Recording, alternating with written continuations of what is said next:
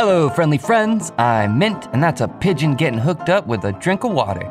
Humans being bros, thanks for joining us. Let's get to it.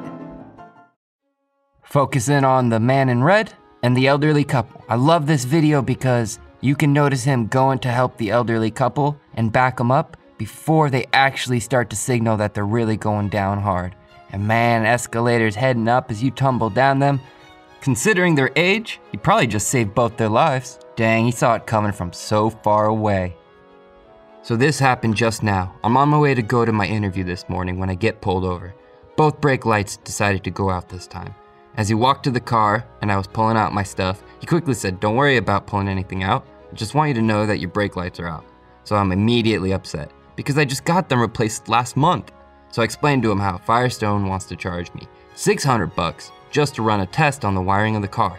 He looked at me like, "Ah," and told me to pop the trunk. He checked the lights in the trunk and tapped them, but they didn't come on. So he told me to pop the hood to check the relay box, then asked me to get out to check the other one. He could have easily given me a ticket, but Officer Jenkins stepped out of officer role and into mechanic role to make sure I was straight. He's a blessing. Officer Jenkins! Excuse me. Friend I haven't spoken to in years takes the time to tell me to keep making my podcast. We just listened to your most recent podcast while road tripping back from San Fran and really enjoy it. I hope you keep doing it. Sometimes people don't tell each other that, so just wanted you to know and hope all is well. This absolute bro in my neighborhood has been going around and snowblowing everybody's driveway tonight in -15 Celsius weather. Brave old man stopped a madman holding a knife. This is an operator. Notice how he goes into old man mode, puts his hands behind his back, and positions himself right in the path of the attacker. Lets the attacker walk by, and bam, springs onto the knife. Hooey.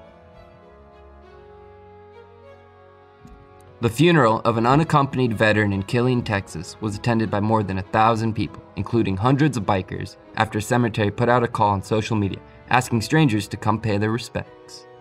My newborn niece was born with a hand deformity. On thinking of what I could get her as a baptism gift, I stumbled upon this lady who makes custom-made dolls to look exactly like their owner. Disability and all, allowing the child to feel more accepting of themselves. So sweet. The company is A Doll Like Me. There is a link in the description if you want to check them out. I was asked today why I think donated dolls are so important. This is why. This is what a donated doll looks like in the arms of her person, in a tangible way to share kindness and make a difference for even one person. Thank you to her mom for letting me share that. A card I'll never forget. When I was in high school, I remember just having a bad day. Looking back on it as an adult, I suffered from depression. It probably was related. I went to boarding school up north and I was in my 3rd period science class. I don't know what set me off, but I just bursted out crying. I got up and left the classroom. My teacher saw me but didn't try to stop me. Later that afternoon, I went to my dorm room, and when I looked at my desk, I saw a card from my teacher, and it said something along the lines of, "I don't know what is happening in your life right now, but it gets better, and we care about you. From Mr. Moore." It was one of the sweetest things that he could have done. I'm 25 now, and I still think about that small act of kindness and how much it meant to me. Catching a fish for a hungry cat. This guy's a better cat than the cat. I think I need a whole sub based on human and animal friendships formed in the wild like this. A phone scam in my progress, not on my watch. Hey bros, so this just happened at my local Walmart. Everyone I know is asleep and I'm weirdly pumped up about it. So here is the story of me being a bro to some random freaked out lady about to buy a couple $1,000s in gift cards. You probably know exactly how this goes already, but in case not, maybe this will be a PSA for someone too. I'm in a line, and there's a very jittery young woman who gets in line behind me, so much that I ask her if she's okay.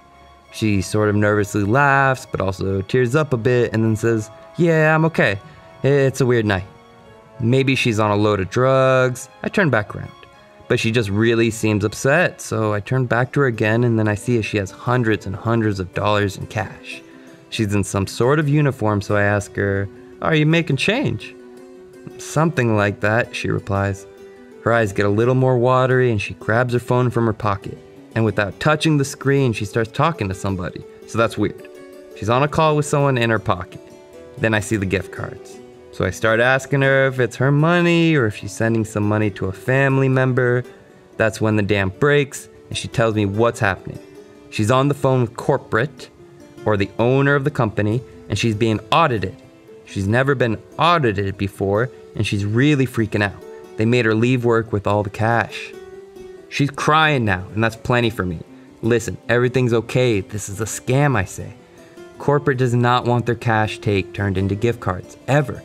Whoever's on the phone now is not who they say they are. You're okay. You haven't fallen for it. But don't buy any gift cards. Just hang up. But she's too freaked out. Whoever called her did a great job of sounding like a person of authority, making it sound like she was almost in big trouble. She explains that they told her to use the self-checkout and keep the phone in her pocket. But for whatever reason, she went over to the line I was in. She explains how she wasn't supposed to hang up, etc. And I try to explain that there's all the classic marks of a scam. Unfortunately, her brain has been short-circuited by whatever fear was instilled by the scammer. She begins to freak out and pace around in the clothes racks near the checkout, all the while clutching her phone, listening and crying with occasional, okay. So I pull my card out of line and I go talk to her. There's a nice couple who just checked out ahead of me, and the guy comes over as well to try and reinforce that this is, in fact, a scam. So another bro has joined the team. Now we're broing it up big time to try and help this poor woman. She retreats a little deeper, still holding her phone and trying to continue listening to the scammer. But she comes back closer and I say, it's okay, I'm going to take your phone now. She lets me take her phone, I hang it up, she cries. The girlfriend of the other bro comes and we're all trying to explain she isn't going to get fired. She is, in fact, less likely to get fired because she did not get fooled into sending all of her store's cash take for the day to Scamland. At this point, it's a real bro down. I bet she feels really embarrassed right now, but this sort of thing can happen to almost anyone. It just takes someone outside the situation to help see it a little more clearly, and I'm really glad I could help. Feels good, bros! To my two sons being proper bros in front of the fire. Humans being bros. Thanks for joining us. We'll be back in a day or two. Thanks to the few people who subbed. What's up? And the comment. I'm pumped.